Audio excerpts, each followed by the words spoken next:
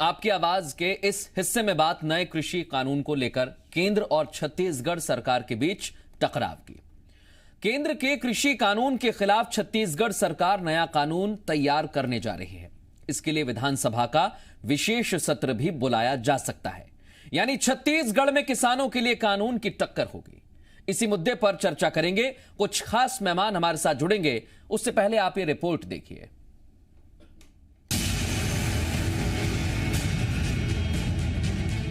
किसानों के लिए लाए गए नए कृषि बिलों पर राष्ट्रपति की मोहर लग चुकी है और ये तीनों बिल अब कानून बन चुके हैं, लेकिन इस पर विरोध थमने का नाम नहीं ले रहा। इस मसले पर पूरे देश में कई जगह से विरोध की तस्वीरें सामने आई थी, लेकिन छत्तीसगढ़ सरकार इस कानून को लागू करने के मूड में नहीं है। हाल ही में सोनिया गांधी ने भी कांग्रेस शासित राज्यों से किसानों के लिए बनाए गए कानून पर विरोध प्रस्ताव लाने की अपील की थी और इस पर छत्तीसगढ़ सरकार ने तर्क देते हुए विरोध में कानून बनाने का मन बना लिया है। इसके लिए विशेष सत्र बुलाने की भी तैयारी की जा रही है। संबंधित विभाग के मंत्री विभाग के अधिकारियों के साथ इसकी बारीकी से चर्चा कर ले। हमारा संविधान क्या कहता है, पहले हम क्या करते थे, इस कानून के बनने से क्या होगा, सरकार को क्या समस्या आएगी, लोगों को क्या नुकसान होगा, किसान को, मजदूरों को, वो पूरा आंकलन करके विधि विभाग से इसकी जानकारी ले लें। कांग्रेस ने कानून का जवाब कानून से देने की तैयारी कर ली है, तो वहीं बीजेपी ने कांग्रेस सरकार पर आरोप लगाया कि सरकार बिचौलियों को फायदा नहीं मिल पाने से परेशान है, इसलिए किसानों को बरगलाकर विरोध कर रही है। कांग्रेस के पैरों के नीचे से जमीन खिसक रही है और कांग्रेस को लगता है कि ये कृषि कानून, क्योंकि देश का 60 से 70% जो नागरिक है वो खेती से जुड़ा हुआ है, अगर उनकी आय बढ़ जाएगी तो किसान, कांग्रेस की जमीन पैरों के नीचे से खिसक जाएगी, इसलिए कांग्रेस इसका विरोध कर रही है। कृषि बिल पर जारी घमासान थम नहीं रहा है। भूपेश सरकार और केंद्र सरकार के बीच पहले भी धान की एमएसपी को लेकर तकरार हो चुकी है। अब फिर किसानों के मुद्दे पर सियासत हो रही है और आने वाले वक्त में भूपेश सरकार इसे लेकर बड़ा प्रदर्शन भी करने वाली है। अब देखना है कि नए कानून से किसानों को फायदा होगा या सियासत को। ब्यूरो रिपोर्ट, जी मीडिया।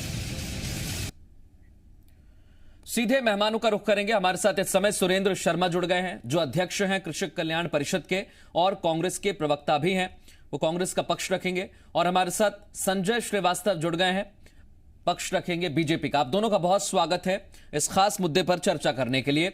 सबसे पहला सवाल मेरा सुरेंद्र शर्मा जी आपसे है, ये विरोध जो लंबे समय तक हुआ लेकिन उसके बाद राष्ट्रपति की मोहर लग गई है, अब छत्तीसगढ़ सरकार की क्या तैयारी है?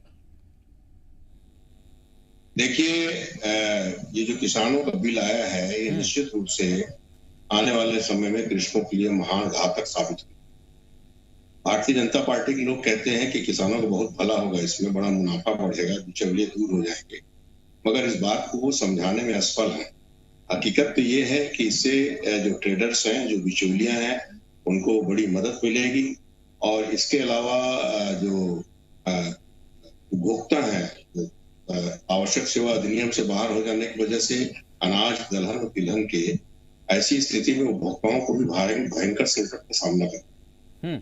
इन परिस्थितियों में जब हमारा पूरा छत्तीसगढ़ 90% कृषि पर आधारित है, यहाँ की आर्थिक गतिविधियां, यहाँ का रोजगार, यहाँ के मजदूर, यहाँ का जीवन तमाम कृषि से होता है, तो इस सरकार जो है अपनी जिम्मेदारी से बच नहीं सकती। और एक बात निश्चित है कि हमारे देश में संघीय व्यवस्था है, संघीय शासन है, संसद का अपना अधिकार है, विधानसभा का अपना अधिकार है। संसद ने अपना काम पूरा किया, अच्छा किया, बुरा किया। अगर बुरा नहीं करते तो पूरे देश में किसान इस तरह का आंदोलन नहीं करते।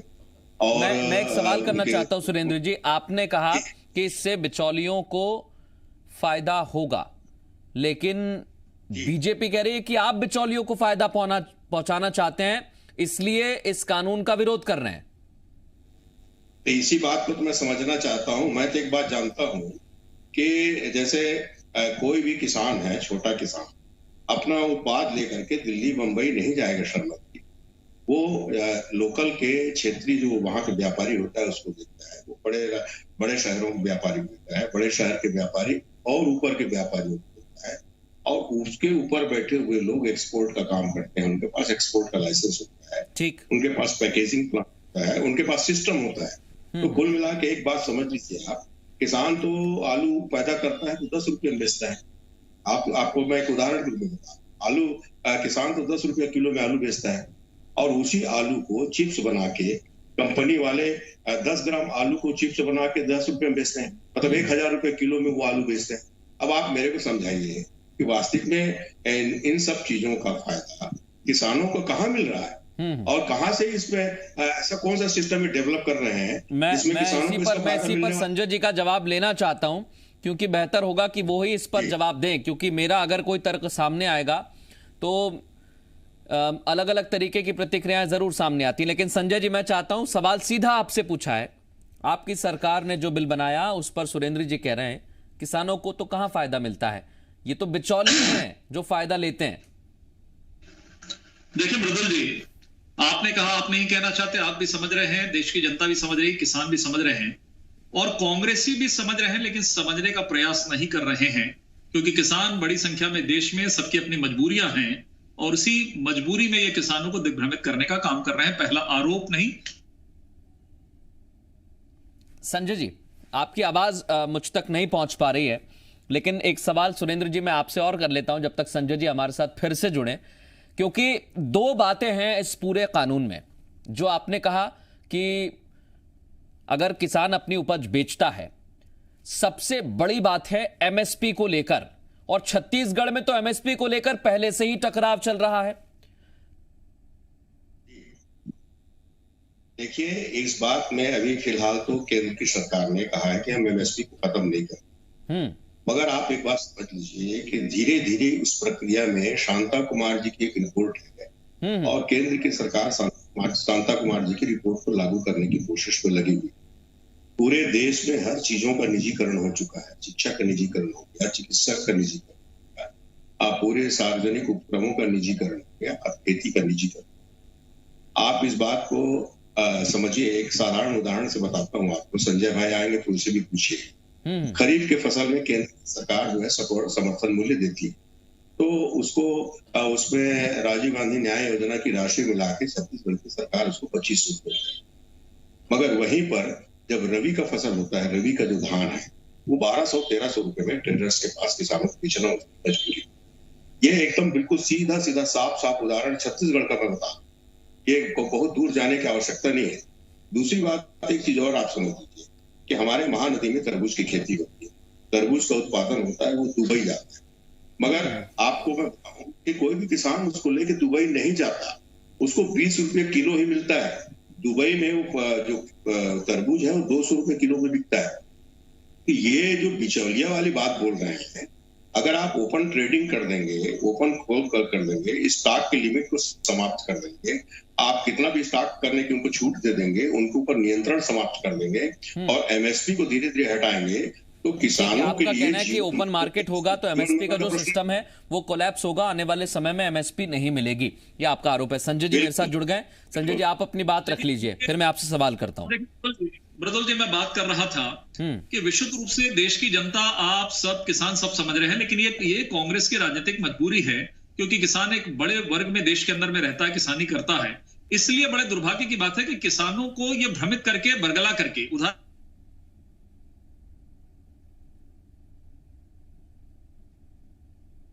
बात कर रहे हैं। कानून ये बना सकते हैं, मुझे मालूम है, राज्य विधानसभा में कानून ला सकते हैं, लेकिन मैं सुरेंद्र से मैं उनसे पूछना चाह रहा हूं कि क्या वो एफिडेविट में लिखकर किसानों को कागज पकड़ा सकते हैं क्या कि ये जो राज्य विधानमंडल के अंदर में कानून बनाएंगे वो वहां पर केंद्र को ओवरलैप कर सकता है क्या, केंद्र के कानून को? ये नियम है, जो कानून बना है, जो विधेयक कानून को स्वरूप ले चुका है, उसको अक्षरशः पालन राज्य सरकार को करना है। लेकिन अपनी उपस्थिति को हम किस तरीके से किसानों के बीच में दर्ज करें, हम किस तरीके से भ्रमित करें, इसका प्रयास कांग्रेस कर रही है, जो किसानों के लिए नहीं, पूरे देश की जनता के लिए दुर्भाग्य। आपका कहना है कि जो बिल आया है वो उसका अक्षरशः पालन करना होगा राज्य सरकार को। बिल्कुल।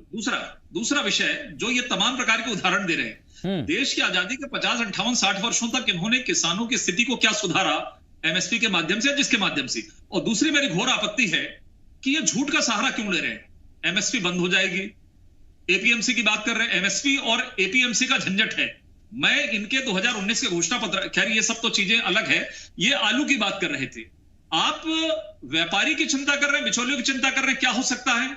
लेकिन आप किसान अपने मनमर्जी से और किसान अपने रेट तय करके ज्यादा से ज्यादा दरों में, यदि आज वो 10 रुपए बेचता है, कल यदि वो 25 रुपए बेचता है, तो इसमें आपको क्या आपत्ति है? आप मैं इसी पर एक सवाल, इसी पर जवाब चाहता हूं। मैं वापस आपको वक्त दूंगा संजय जी। संजय जी, हाँ, आप एक मिनट। और बिल्कुल भी अधिकार कांग्रेस को नहीं है जो 2014 के पहले जो सरकार के माध्यम से ये लाना चाहते थे इस एक्ट को, और 2019 के घोषणा पत्र में है। मुश्किल से 10 सेकंड लगेगा, मैं पढ़ देता हूं कि उनका घोषणा पत्र में क्या लिखा था, क्योंकि कृषक है सुरेंद्र जी, कि Congress will repeal the agriculture products marketing committee act and make trade in agriculture produce including exports and inter state trade free from all restrictions. ये इनके घोषणा पत्र का शब्द है, और यदि विरोध करते हैं तो उसके लिए पहले माफी मांगे। इनको अधिकार नहीं दिया गया है। एक सवाल करना चाहता हूं, क्योंकि संजय जी जिस तरीके से बता रहे हैं, उन्होंने मंडियों की भी बात कही, एमएसपी की भी बात कही, लेकिन एक आंकड़ा है सुरेंद्र जी, वो ये बताता है कि इस पूरे देश में मात्र 6% किसान एमएसपी का फायदा लेते हैं, क्योंकि जो एमएसपी तय होती है वो बिचौलिए बीच में आते हैं और फसल का यानी उपज का रेट लगाते हैं, और किसान उसी दाम पर बेचता है। जो छोटा किसान है, जिसके पास उपज रखने की व्यवस्था नहीं है, उसको ये तकलीफ होती है। तो अगर वो बाहर बेचेगा तो उसे किस तरह की दिक्कतें आएंगी और क्या फायदा होगा, वो मैं संजय जी से पूछूंगा। दिक्कत आप बताइए। नहीं, यही तो दिक्कत है मृदुल जी, जो संजय भाई कह रहे हैं कि इस तरह की जो व्यवस्था की जा रही है, इससे किसानों को बड़ा फायदा होगा। ये क्या किसानों के पास स्टॉक होल्डिंग करने की कैपेसिटी है? क्या किसान इतने आर्थिक रूप से संपन्न है कि वो अपने फसल को अपने घर में रोक सके? या किसानों की क्या आर्थिक स्थिति इतनी मजबूत है? दुर्भाग्य की बात तो ये है कि संजय श्रीवास्तव जी बोल रहे हैं कि किसान अपने फसल की कीमत खुद तय करे। अरे एक पान ठेला वाला अपने पान की कीमत तय करता है, मिठाई दुकान वाला अपनी मिठाई की दुकान तय करता है, मगर यही तो दुर्भाग्य है कि किसान जो है अपने फसल की कीमत तय नहीं कर सकता। वो एक राष्ट्रीय उत्पादन है, वो कच्ची चीज है। अगर टमाटर पक गया है तो उसको बाजार में देना है, चाहे 2 आना किलो में बिके, चाहे 20 रुपए किलो। ये कैपेसिटी, ये क्षमता किसानों में नहीं है।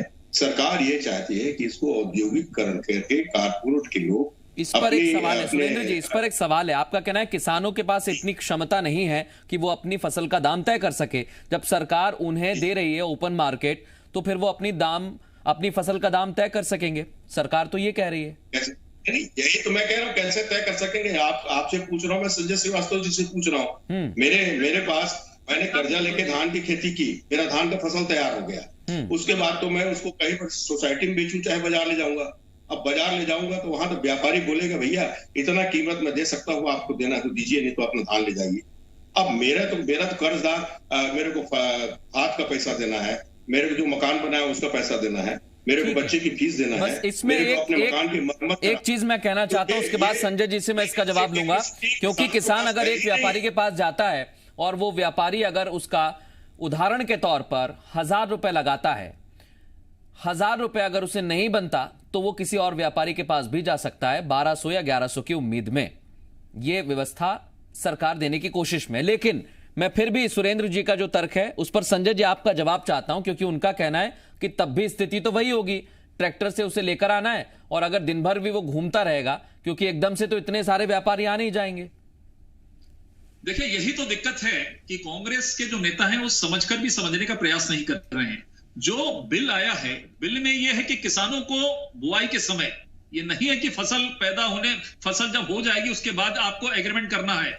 यही एग्रीमेंट की तो सबसे बड़ी सुविधा दी गई है कि किसानों को बुआई के समय ही बाजार आपको प्राप्त होगा, जिससे किसानों को उत्पादन और मूल्य दोनों के बीच में, ये एग्रीमेंट नहीं कि केवल फसल बेचना है, उत्पादन से लेकर फसल खड़े होके, ये शुरुआत से एग्रीमेंट होने के बाद किसान उससे सुरक्षित रहेगा। इस बात को ये सामान्य तौर पर, और यदि मान लीजिए सुरेंद्र जी जो सवाल खड़ा कर रहे हैं, यदि किन्हीं कारणों से नहीं बनता है, एमएसपी बंद तो नहीं, और आप इसीलिए तो बरगला रहे हैं लोगों को, एमएसपी 2500 रुपए से नहीं मिलता है। नहीं संजय जी, मुझे एक बात बताइए, कानून आपने बनाया, संजय जी कानून आपने बनाया, सरकार आपकी, बरगला कांग्रेस रही है। आप ये कहिए ना कि आप ठीक तरह से अपनी बात किसानों तक नहीं पहुंचा पा रहे, फिर किसान कैसे बरगला रहे? वो देखिए, आपने भी सुना है हिंदुस्तान के अंदर में कहीं पे भी जो सार्थक चीजें हैं उसमें समय लगता है समझाने में, नकारात्मक चीजों को तुरंत, जैसे कहते हैं ना कि संबंध बनाने में समय लगता है लेकिन टूटने में 1 सेकंड लगता है, बस वही स्थिति बन रही। मैं तो सवाल किया कि क्या आप विधानमंडल में जो कानून ला रहे हैं, केवल मुझे एक सवाल बता दीजिए कि आप क्यों कर रहे हैं ऐसा,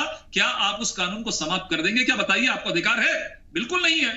ये केवल राजनीतिक हितों की हम आपके लिए लड़ाई लड़े हैं, हम वहां तक गए हैं। इनके बनाए हुए कानून का कहीं कोई अस्तित्व नहीं है। सेंट्रल एक्ट से जो कानून बनेगा, इसको राज्य सरकार अपने कानून से समाप्त नहीं कर सकता। इसका जवाब दे दे, बाकी बातें समाप्त हो जाएंगी। सुरेंद्र जी, देखिए, जहां तक कानून का प्रश्न है, सरकार इस पर विचार कर रही है और सरकार वही काम करेगी जो वैधानिकता के संविधान के अंतर्गत होगा। और जैसे राज्य सरकारों का अधिकार है अपने किसानों की सुरक्षा करना, सोसाइटियां हैं, कृषि उत्पाद के क्षेत्र है, सब लोग मिलजुल करके बहुत सारे काम करते हैं। कृषि का क्षेत्र राज्य सरकार के अधीन आता है और वहां पर जितने भी संविधान पास हुए हैं, अगर आप इतने ही अच्छे ढंग से, अच्छी नीयत है आपकी, तो न्यूनतम समर्थन मूल्य क्या करता है मृदुल जी? न्यूनतम समर्थन मूल्य किसान को इस बात के लिए एश्योर कर देता है कि आपके इस फसल के उत्पादन में अगर कोई नहीं खरीदेगा तो हम इतने में खरीदेंगे। एक तरह से किसानों को गारंटी हो जाती है कि मेरे फसल की कम से कम इतनी कीमत तो मिलेगी ही। बिल्कुल। अगर सरकार की नीयत इतनी अच्छी है तो इस 3 बिल में कहीं पर उल्लेख कर देता कि मैं इसी पर पूछना चाह रहा हूं, मैं इसी पर पूछता हूं सुरेंद्र जी। आपने पूछा है कि एमएसपी बहुत जरूरी है किसानों के लिए। सरकार, संजय जी मैं आपके पास ही आ रहा हूं। अगर आपकी सरकार के वरिष्ठ मंत्री या जो भी सरकार में इस समय मौजूद हैं या आपकी पार्टी के नेता जब बोल रहे हैं कि एमएसपी खत्म नहीं होगी, तो मौखिक की जगह लिख देने में तकलीफ क्या है? कहीं आपत्ति नहीं है, कहीं आपत्ति नहीं है। देखिए, ऐसा है, क्या लिखना, एमएसपी पहले से ही चल रही है। और आज मुझे ये बताइए, देखिए जो मैंने सवाल किया, शायद वो कानून का सुरेंद्र जी हमारे सीनियर हैं, उन्होंने नहीं बताया, लेकिन मैं उस पर भी आपने जो सवाल किया उसका जवाब दूंगा। देखिए, समवर्ती सूची जो केंद्र सरकार का है, उसमें कृषि उत्पादन वितरण का अधिकार है। बावजूद उसके यदि संसद ने वहां पर कानून बना दिया है, उसकी ओवरलैपिंग राज्य सरकार के कानून से नहीं हो सकती, पहली चीज, इसलिए कानून तो यहां लागू होगा। दूसरा विषय यह है कि 2500 रुपए का एक प्रावधान एमएसपी का इनके पास में, किसानों के पास में, किन्हीं कारणों से यदि उसको रेट नहीं मिल पाता तो एमएसपी का इसमें उनको अधिकार है। लेकिन मुझे ऐसा लगता है, यहां तक कि ठीक है, आपका सुझाव है, कहीं दिक्कत नहीं कि एमएसपी को, और केंद्र सरकार ने अभी इनको पैसा दिया है एमएसपी के लिए, अभी आने वाली फसल के लिए पैसा मिल चुका है इनको 9,000 करोड़ रुपए। ये उसको नहीं बता रहे हैं कि हमको तो अगली फसल की खरीदी के लिए 9,000 करोड़ रुपए मिल चुका है छत्तीसगढ़ को, 3 राज्यों को मिला सबसे ज्यादा पैसा। देखिए ना, जो अच्छी बातें हैं वो आपने जैसे भी कहा, वो तो धीरे धीरे पता लगती हैं। लेकिन मैं एक चीज और पूछना चाहता हूं संजय जी आपसे। देखिए, इस कानून में एक चीज और कही जा रही है कि किसान और किसानों को, संजय जी एक सवाल मेरा छोटा सा है, क्योंकि कंपनी और किसानों के बीच अगर कोई गतिरोध होता है, कोई तकरार होती है, तो किसान फिर अपना जो भी मुद्दा है उसे लेकर कोर्ट भी नहीं जा सकता है। यह भी उसी बिल में है। बिल्कुल ठीक, नहीं कोर्ट नहीं जा सकता ऐसा नहीं है, ये नेगेटिव चीज नहीं लिखी है। उसमें 30 दिन के अंदर में प्रावधान, जो भी संबंधित नियम, उस डिटेल्स रहेंगी, और 3 दिन के अंदर भुगतान भी है। भुगतान का ये नहीं कि महीनों 2 महीने व्यापारी, मैं कंपनी और किसान के बीच में जो अगर तकरार होगी तो उसकी देखरेख की जिम्मेदारी एसडीएम को दी गई है।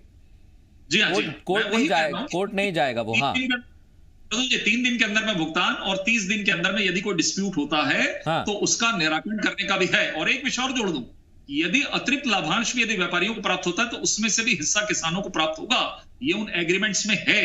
मैं सीधा से सवाल ये करता हूं, देखिए, एक निर्धारित राशि किसानों को क्यों प्राप्त हो? जब मार्केट में कंपटीशन होता है, खुला बाजार होता है, तो हमारे किसान भी जाए ना। हमारा किसान क्यों रहे कि मेरे को 2,000 मिलेगा? बिल्कुल, आपका कहना है कि किसान खुले मार्केट में जाए।